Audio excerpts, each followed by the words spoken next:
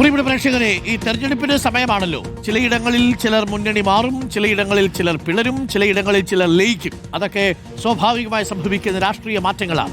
ഇപ്പോൾ വരുന്നൊരു വാർത്ത, LDFന്റെ ഭാഗമായ ജനതാദൾ എസ് ഇന്ത്യൻ സോഷ്യലിസ്റ്റ് ജനതാദളിൽ ലയിക്കും. ആരാണ് ജനതാദൾ എസ് എന്നല്ലേ?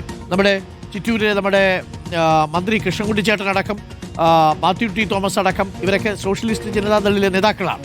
രാവിലെ 11 മണിക്ക് എറണാകുളം ടൗൺ ഹാളിലാണ് ലയന സമ്മേളനം. ജനതാദൾ എസ് ദേശീയ നേതൃത്വം BJPക്കൊപ്പം, അതായത് ദേവഗൌഡ ടീം ചേർന്നതോടെയാണ് മന്ത്രി കെ കൃഷ്ണൻകുട്ടിയും മാത്യു ടി തോമസ് MLAയും ഉൾപ്പെടുന്ന കേരള ഘടകം പ്രതിസന്ധിയിലായത്. LDFിലാണ് കേരളത്തിൽ, NDAയിലാണ് കേന്ദ്രത്തിൽ എന്ന അവസ്ഥ വന്നു. ലയന തീരുമാനത്തിൽ ഇടഞ്ഞു നിൽക്കുന്ന ജോസ് തെറ്റയിലിനെ അനുനയിപ്പിക്കാൻ ഇപ്പോഴും ശ്രമം തുടരുകയാണ്.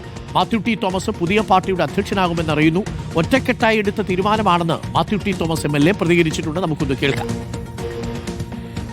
ഒറ്റക്കെട്ടായിട്ടാണ് തീരുമാനമെടുത്തത്. ചില വ്യത്യസ്ത ഭിന്നസ്വരങ്ങളൊക്കെ ഉണ്ട്. മറ്റൊരു പാർട്ടിയിലേക്ക് ലയിക്കുന്ന ഒരു കാര്യമായതുകൊണ്ട് പാർട്ടി അച്ചടക്കത്തിന്റെ വാളൊന്നും നമുക്ക് എടുക്കാൻ കഴിയില്ല. ഒരു രാഷ്ട്രീയ കാഴ്ചപ്പാടിന്റെ ഭാഗമായിട്ടാണ് ഈ നിലപാടെടുത്തത്. അപ്പോൾ ആ നിലപാട് സ്വീകരിക്കുന്നവർക്ക് ഇതിനോടൊപ്പം നിന്നേ പറ്റുള്ളൂ. വ്യത്യസ്തമായ ചില വാർത്തകൾ മാധ്യമങ്ങളിലൂടെ കണ്ടു. ഞങ്ങൾ എല്ലാവരെയും ഒരുമിച്ച് നിർത്താനുള്ള പരിശ്രമമാണ്. കാരണം ഇതൊരു രാഷ്ട്രീയ പ്രശ്നമാണ്. സംഘടനാപരമായ വിഷയങ്ങൾ മുന്നോട്ട് നീങ്ങുമ്പോൾ ഉണ്ടായ ഒരു രാഷ്ട്രീയ അസ്തിത്വത്തിൻ്റെ വിഷയമാണ്. അപ്പോൾ എല്ലാവരും ഒരുമിച്ച് ഉണ്ടാകണമെന്ന് തന്നെ ആഗ്രഹം. ഒരുമിച്ചാണ് തീരുമാനങ്ങൾ ഇതുവരെ എടുത്തിട്ടുള്ളത്. ഉണ്ടാകും എന്ന പ്രതീക്ഷയിലാണ്. ലെബി സജീന്ദ്രൻ നമുക്കൊപ്പം ചേരുന്നുണ്ട്. Leby Sajeendran, good morning Leby. കർണാടകയിൽ ദേവഗൌഡയും കുമാരസ്വാമിയും ഒക്കെ അങ്ങ് BJP ക്യാമ്പിലേക്ക് പോയി NDAക്കൊപ്പം പോയപ്പോൾ യഥാർത്ഥത്തിൽ കേരളത്തിൽ പ്രതിസന്ധിയിലായത് മാത്യു ടി തോമസും നമ്മുടെ കൃഷ്ണൻകുട്ടി ചേട്ടനും ഒക്കെയാണ്. അപ്പം ജോസ് തെറ്റയിലും ഒക്കെയാണ്. ഇവിടെ കേരളത്തിൽ LDFനോടൊപ്പം അവിടെ NDAക്കൊപ്പം എന്നത് അവർക്ക് ഒട്ടും രാഷ്ട്രീയമായി ദഹിക്കാൻ പറ്റുന്നതുമല്ല, നമുക്ക് ദഹിക്കാൻ പറ്റുന്നില്ല. ഇടവേളകളിൽ കോൺഗ്രസ് ഇട്ട് കുത്തുകയും ചെയ്യാറുണ്ട്. നിങ്ങൾ കേന്ദ്രത്തിൽ നിൽക്കുന്ന ഘടകകക്ഷിക്കൊപ്പമല്ലേ ഇവിടെ ഭരിക്കുന്നതെന്ന് ചോദിച്ചാൽ മറുപടിയില്ലല്ലോ. ഇപ്പോൾ അക്കാര്യത്തിലൊരു ഉത്തരമാവുകയാണ്. ഇന്ത്യൻ സോഷ്യലിസ്റ്റ് ജനതാദളിലേക്ക് ലയിക്കാൻ പോകുമ്പോൾ ജോസ് തെറ്റയിൽ വരുമോ എന്നുള്ളതാണ് പ്രധാനപ്പെട്ട ചോദ്യം. എപ്പോഴാണ് ലയനം നടക്കുക? ജോസ് തെറ്റയിലെ സാന്നിധ്യം ഉണ്ടാകുമോ അവിടെ? ലെബി, good morning. Good morning doctor Arun.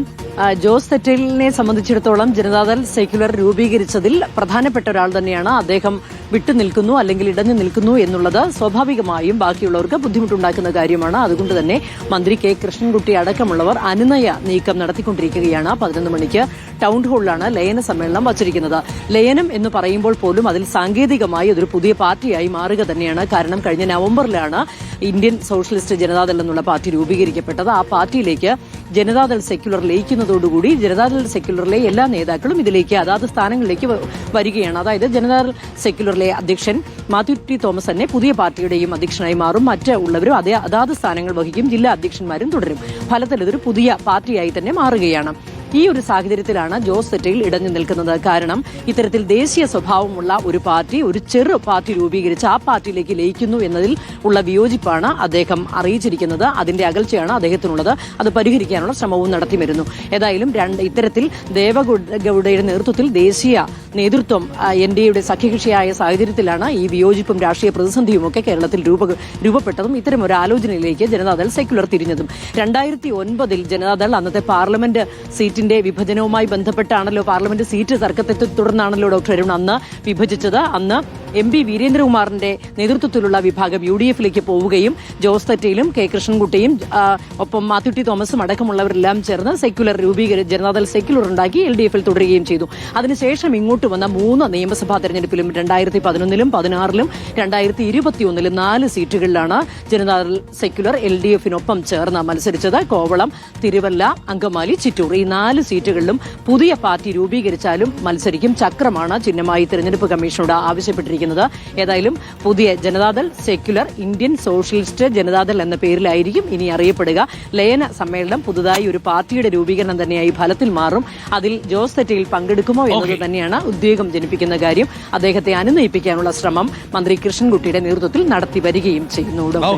Thank you. Leby സജീന്ദ്രനാണ് വിവരങ്ങൾ നൽകിയത്. ജോസ് തെറ്റയിൽ തെറ്റിപ്പിരിഞ്ഞു നിൽക്കുമോ അതോ മാത്യു ടി തോമസിനോടൊപ്പം കൃഷ്ണൻകുട്ടി ചേട്ടനോടൊപ്പം ചേർന്ന് പുതിയ party Indian socialist Janata Dal secular അല്ലേ, അതാണ് പുതിയ പാർട്ടി വരാൻ പോകുന്നത്. പുതിയ പാർട്ടി നേരത്തെ ഉണ്ടായതാണ്.